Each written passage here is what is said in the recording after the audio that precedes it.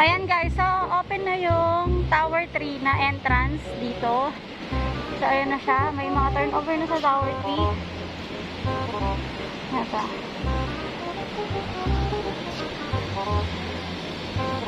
So okay na. Start na ng turnover, mga Tower 3 owners. Hintayin nyo na lang po ang inyong Notice of Acceptance or NOA.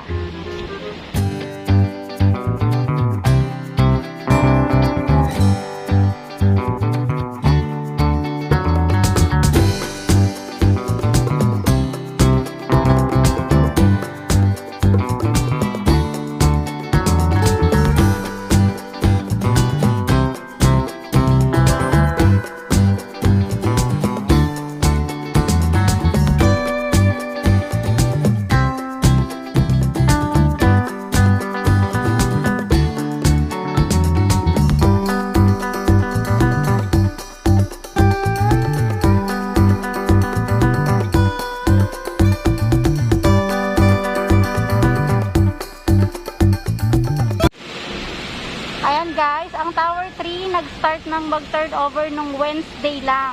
So ayan, may ilaw na yung lobby. Nag-start na silang mag-turnover. Tapos ito na yung Shore 3, Tower 1.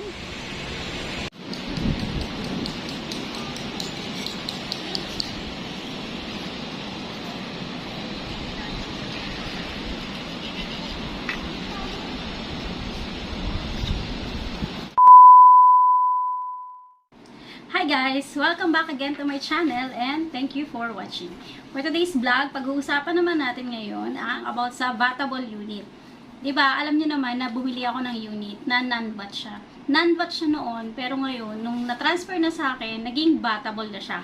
Paano nangyari yun? So, ganito po, explain ko po sa inyo kung paano po nangyari yun. Noon po kasi, para masabing non-VAT ang unit ninyo, ang price range po niya is 3,199,000 pesos. Pero dahil po sa train law, bumaba po ang price ng isang unit para maging Vatable. So, 2 million po. More than 2 million, Vatable na po siya. So, yan. So, ang mga parking po, automatic po yan na may VAT. Ayan. So, ang nangyari, dahil nga po, di ba, ang binili ko pong unit sa Shore 2, Tower 1, non-VAT. Nung inilipat na sa akin yung papel, yung rights, naging Vatable na siya. Kasi nga, umano na ako nag-fall na ako sa train law. So, yung dati, dapat ang balance ko lang dati is, yung loanable amount ko lang dapat dati is 2.4 million. Naging 2.780 siya. Ayan o, papakita ko sa inyo. Ay, naku, baliktad. Naging 2.7 million siya ang ilo-loan ko sa bank. So, ang nangyari, nag-add sila ng 12% sa list price or sa net list price. So, ang net list price ko po is 2,886,000. Times nyo po yun ng 12% times 0.12%. Yun na po yung magiging VAT. So, ang naging VAT ko po is 346,000. So, 346,000 po ang nadagdag sa babayaran ko. Pero, yun naman pong VAT na yun, madadagdag naman po yun sa loanable amount. So, pwede nyo pong i-loan yun kasama dun sa presyo. Ayan, so, yan. So, di ba nga po, pagka bumili ka sa SMDC, makakatanggap ka ng contract to sell. Tapos, maunang i-email sa inyo itong yung schedule of payment. Tapos, pag natanggap nyo na po yung schedule of payment, kailangan nyo pong pumirma dito, over your name, tapos i-send back kay SMDC para po alam nila na in-acknowledge nyo na okay, payag kayo sa ganitong amount na babayaran. So, yun po yung ginawa ko. Yung una, hindi ko pa matanggap na ganun yung babayaran ko na may 300 plus pa. Hindi ko muna pinirmahan. Tapos, nag-email sila sa akin na nag-email na to follow up, ganyan. Kasi may deadline ako nung May 21, tapos hindi ako nag-respond. Tapos nag-email sila, binigyan nila uli ako ng bagong deadline, which is May 28, parang ganun. So, yun, that time, pinirmahan ko na. Kasi, pag hindi ko pa yun pinirmahan, hindi mapaprocess yung transfer sa akin. Eh, syempre, di ba, kailangan maprocess yung transfer kasi nag-cash out na ako sa owner. So, yun. So, yun, dire-diretso na kami ng pag-transfer. So, yun, ang conclusion nun, merong additional VAT na 12% sa binili ko. Which is, akala ko, hindi pa ako aabot, pero umabot pala ako. Kasi nung mga nakaraan, yung mga una-una kong client na bumili, wala sila hindi sila nakaabot ng train law. Ako, ang lucky ko.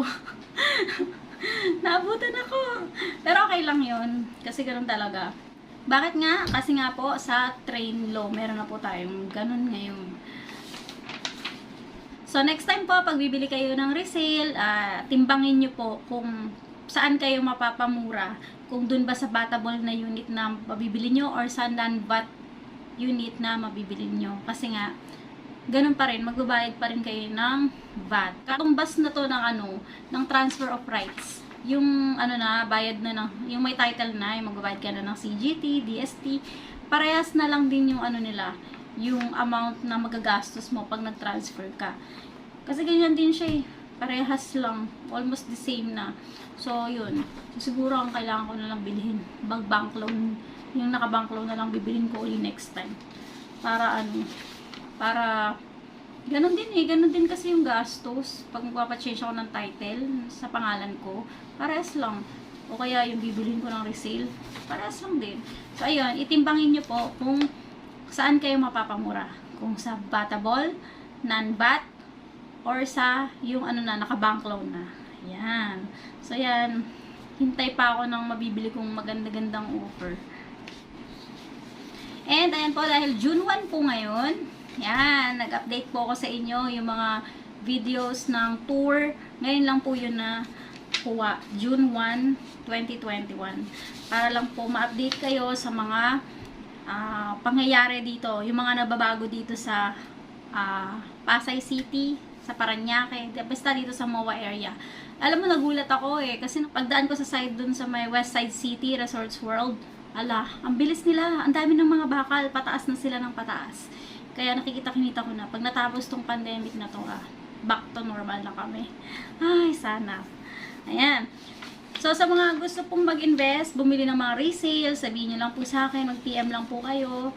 Tapos, sa mga magpapa-turnover po ng mga unit, tumatanggap po ako, Coast, S, Field, tsaka Shore 2, syempre, and Shore Residences.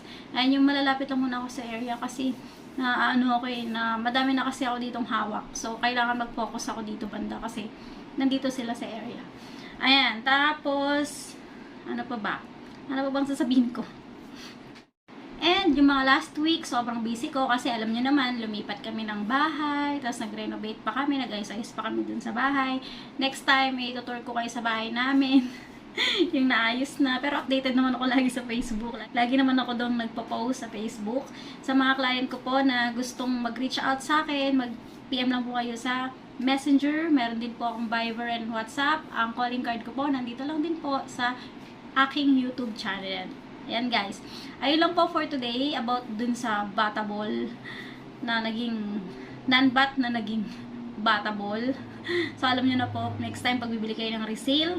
Ayan guys, ayun lang po for today. So thank you guys for watching and please don't forget to subscribe to my channel. At sa may mga question po, mag-comment lang po kayo dito sa aking channel.